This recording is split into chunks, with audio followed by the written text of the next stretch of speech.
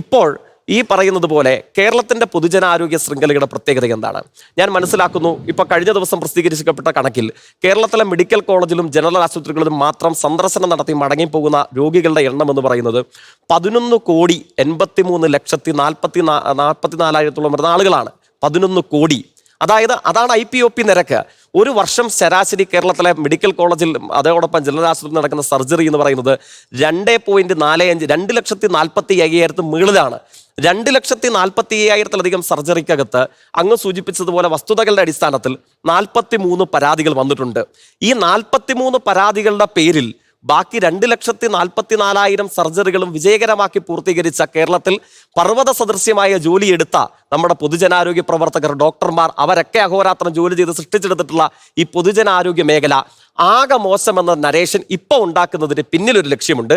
ആ ലക്ഷ്യം ഒറ്റവാചകത്തിൽ പറഞ്ഞ് അവസാനിപ്പിക്കാം. അത് വേറൊന്നുമല്ല, കോഴിക്കോട് ബേബി മെമ്മോറിയൽ ഹോസ്പിറ്റലിൽ 3,000 കോടിയോളം തുക മുടക്കിയിട്ട് US-ലെ ബ്ലാക്ക് സ്റ്റോൺ ഏറ്റെടുത്തിരിക്കുന്നു. നമ്മുടെ ആസ്റ്റർ ഹോസ്പിറ്റൽ ശൃംഖല 2,000-ഓളം കോടി രൂപ മുടക്കി ആന്ധ്രയിലെ ഏറ്റവും വലിയ കോർപ്പറേറ്റ് കമ്പനി ഏറ്റെടുത്തിരിക്കുന്നു.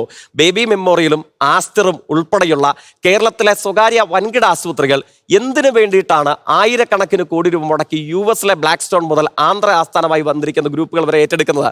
അവർക്ക് ഒറ്റ ലക്ഷ്യമേ ഉള്ളൂ, 11 കോടി ജനങ്ങൾ പ്രതിവർഷം ആശ്രയിക്കുന്ന ഒരു പൊതുജനാരോഗ്യ ശൃംഖലയുള്ള നാട്ടിൽ എത്ര കോടി മുടക്കി ബേബി മെമ്മോറിയലും ആസ്റ്ററും വാങ്ങിയാലും ആ കച്ചവടം ലാഭത്തിലാകില്ല.